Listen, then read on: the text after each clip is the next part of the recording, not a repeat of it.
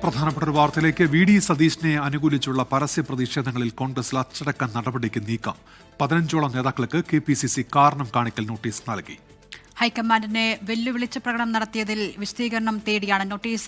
Alex Ram Muhammad തിരുവനന്തപുരത്ത് വിവരങ്ങളുമായി ചേരുകയാണ്. അലക്സ്, അച്ചടക്ക നടപടി ഉണ്ടാകുമെന്ന് ഇന്നലെ തന്നെ KPCC മുന്നറിയിപ്പ് നൽകിയിരുന്നു. ആർക്കൊക്കെയാണ് ഇപ്പോൾ നോട്ടീസ് ലഭിച്ചിരിക്കുന്നത്? തുടർ നടപടി എന്തായിരിക്കും? സംഘടനാ വിരുദ്ധ നടപടികളുമായി മുന്നോട്ട് പോയാൽ കർശനമായ നടപടി സ്വീകരിക്കുമെന്ന് KPCC അധ്യക്ഷൻ സണ്ണി ജോസഫ് മുന്നറിയിപ്പ് നൽകിയതിനു പിന്നാലെയാണ് തിരുവനന്തപുരം നഗരത്തിൽ വി.ഡി. സതീശനെ അനുകൂലിച്ചുകൊണ്ട് കൂട്ടായ്മ എന്ന പേരിൽ വലിയ ശക്തി പ്രകടനം നടന്നത്. വലിയ രീതിയിൽ ജനപങ്കാളിത്തം ഉണ്ടായിരുന്ന പ്രകടനമാണ് നടന്നത്.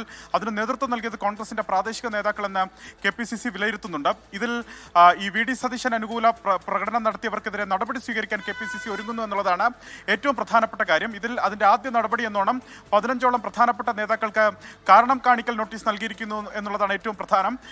എന്തുകൊണ്ട് ഹൈക്കമാൻഡിനെ, അതായത് ഹൈക്കമാൻഡ് വെല്ലുവിളിച്ച് പ്രകടനം നടത്തിയത് എന്തുകൊണ്ടാണ് എന്നിവർ വിശദീകരിക്കണം. KPCCയുടെ വിലക്ക് ലംഘിച്ചതിന്റെ കാരണം എന്താണെന്ന് ഇവർ വിശദീകരിക്കണം. മറുപടി തൃപ്തികരമല്ല എങ്കിൽ കർശന നടപടി സ്വീകരിക്കുമെന്നാണ് KPCC നോട്ടീസിൽ വ്യക്തമാക്കുന്നത്.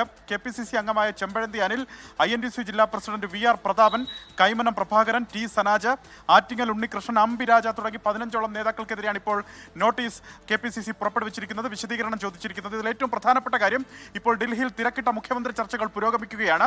സംഘടനാ വിരുദ്ധ നടപടികൾക്കാണ് വി.ഡി. സതീശൻ നേതൃത്വം നൽകിയത് എന്നൊരു ആംഗിളിൽ ഇത് അവിടേക്ക് വ്യാഖ്യാനിക്കപ്പെട്ടാൽ അത് വി.ഡി. സതീശൻ വിഭാഗത്തിന് അത് തിരിച്ചടിയാകുമെന്ന് കൂടി വിലയിരുത്തുന്നുണ്ട്. എന്താണെങ്കിലും നടപടിയിലേക്ക് KPCC നീങ്ങുന്നു. തിരുവനന്തപുരത്ത് നടന്ന ശക്തി പ്രകടനത്തിലാണ് ഈ നോട്ടീസ് നൽകിയിരിക്കുന്നത്. ശരി, അലക്സ് റാം മുഹമ്മദാണ് വിവരങ്ങൾ നൽകിയത്. പരസ്യ പ്രതിഷേധങ്ങളിൽ KPCC അച്ചടക്ക നടപടികളിലേക്ക് കടന്നിരിക്കുകയാണ്.